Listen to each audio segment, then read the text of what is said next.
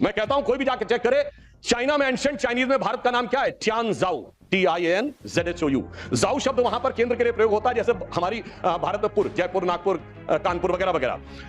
अब टियानजाओ अगर आप जाके आज सर्च करेंगे तो विकिपीडिया में कुछ उन्होंने घपला कर रखा है, सीधे सीधे लिख के नहीं आता, पर चाइनीज भाषा की डिक्शनरी में जाइए, TIN, टियान का अर्थ है हेवन और जाओ का अर्थ है केंद्र। तो चाइना के एंशिएंट में माना जाता था भारत क्या है? It is the centre of haven.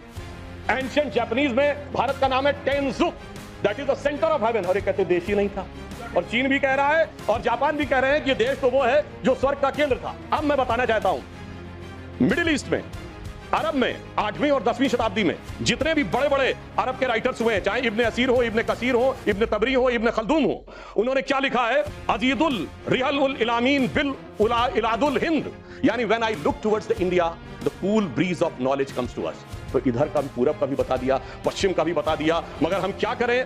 Arthur Schopenhauer ने लिखा इंडिया के लिए कि यहां पर product of highest human wisdom की ऊपरी फिलॉसफी आई है। ये हमारा देश था, मगर अफसोस आज भी लोग ये कहते हैं कि जब माननीय प्रधानमंत्री जी ये कहते हैं कि Bharat is a mother of democracy, तो ये संविधान की मूल भावना के अनुरूप कहते हैं, मगर अभी भी कहीं कहीं लोगों को डिफेंडर्स ऑफ डेमोक्रेसी कहीं और से नजर आते हैं। इसलिए हमारे इस देश के लिए सभापति महोदय क्या कहा जाता था? गायन्ति देवा किल गीत कानी धन्यास्तुते भारत भूमि भागा स्वर्गापवर्गास्पद भाग हेतु भवन्ति भूयः पुरुषा सुरत्वात्। अर्थात ये भारत भूमि धन्य है, देवता जिसकी स्तुति में गीत गाते हैं, क्योंकि स्वर्ग में रहने के बाद भी मनुष्य के रूप में जन्म लेने को यहां लालायित रहते हैं, क्योंकि हम मोक्ष भूमि है।